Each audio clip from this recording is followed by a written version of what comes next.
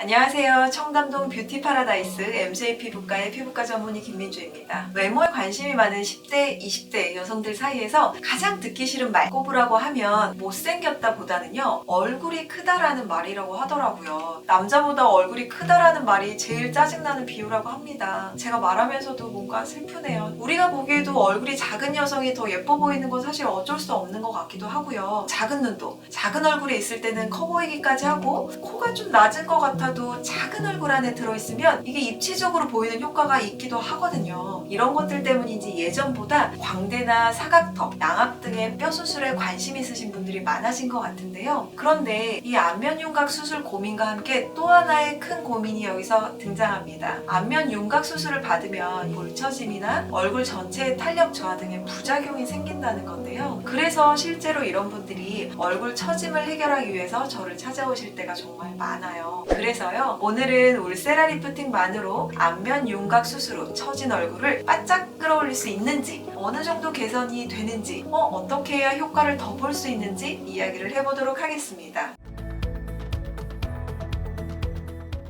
안면 윤곽 수술은 크게 각져 보이는 턱뼈를 교정하는 사각턱 축소술과 심하게 돌출된 광대뼈를 다듬어서 좀 부드럽게 인상을 주는 광대뼈 축소술을 통칭하는데요. 전체적인 얼굴 크기까지 전체적으로 줄어들게 됩니다. 또 많이 들어보신 양악 수술은요, 이 치아의 부정교합 및 돌출이 주걱턱을 교정하는 동시에 이 동안 이미지를 주는 미용적인 효과까지 볼 수 있어서 치아나 턱 구조상의 이상이 없는 분들도 사실 수술을 많이 받기도 해요. 그런데요, 이러한 수술을 받은 다수의 사람들이 예상치 못했던 결과 중 하나가 바로 뼈의 크기가 줄어들면서 생기는 피부 처짐 현상입니다. 수술을 통해서 뼈의 크기는 줄어든 반면에 이 뼈에 붙어있던 피부 조직의 면적과 부피는 그대로이기 때문에 이게 자리를 잡지 못하고 중력에 의해서 아래로 늘어지면서 생기게 되는 건데요. 대부분 이런 현상들을 미리 알고 윤곽 수술을 진행하기 때문에 그런 것에 대한 대처 방안을 미리 계획하고 수술 후에 본인의 얼굴을 정확하게 체크하면서 피부과, 울세라 시술을 찾는 경우가 정말 많아졌습니다.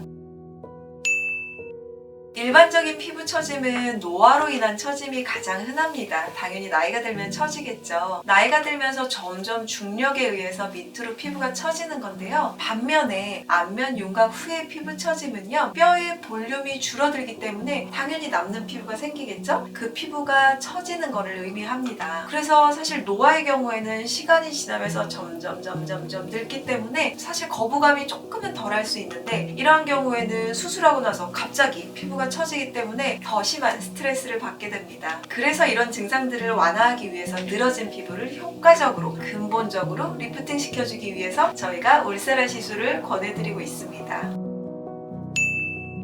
수술과는 달리 안전하면서도 확실한 리프팅 효과를 볼 수 있는 장비입니다. 피부 근막층을 자극해서 중력 반대 방향으로 처진 피부를 끌어올리는 리프팅 장비인데요. 제가 개인적으로 이 울세라를 애정해서가 아니라 정말 이만한 처짐을 개선하는 레이저 리프팅 시술은 아직 없다고 볼 수 있습니다. 윤곽 후에 처진 얼굴 선을 다시 매끈하게 정리하고 위로 끌어올릴 수 있는 울세라는 정말 윤곽 성형 후에 가장 추천하는 시술입니다. 안면 윤곽으로 생긴 얼굴 처짐으로 고민하시는 분들은 이 일반 노화로 인한 얼굴 처짐보다 더 세심하고 강력한 리프팅 효과를 원하시는 분들이 많은데요. 그만큼 외모에 관심도 많으시고 예뻐지려고 고생해서 힘들게 윤곽 성형을 했기 때문입니다. 이런 분들께서 울세라 시술로 윤곽 성형 후에 처진 부위가 어느 정도 효과가 있을까 궁금해하시는 분들이 많으신데, 실제로 윤곽 성형을 하신 환자분들에게 울세라를 권했을 때 이 수술 후에 피부 처짐을 느끼는 정도가 한 70에서 80% 정도 올라붙은 것 같다고 보통 말씀들을 해주세요. 근데 이게 비수술이잖아요. 수술이 아닌데도 수술로 진행하는 리프팅 성형과 비슷한 효과를 볼 수 있다는 거죠. 그게 중요합니다. 울세라는 개개인의 처짐의 정도, 피부 탄력의 정도, 이런 것에 따라서 정말 객관적으로 내 얼굴형을 파악하고 거기에 맞춰서 시술을 하는 것이 정말 중요합니다. 윤곽 성형 후에 바뀐 얼굴형과 피부 타입에 따라서 맞춤형 커스텀 울세라를 하시는 것이 훨씬 더 효과적일 것 같습니다.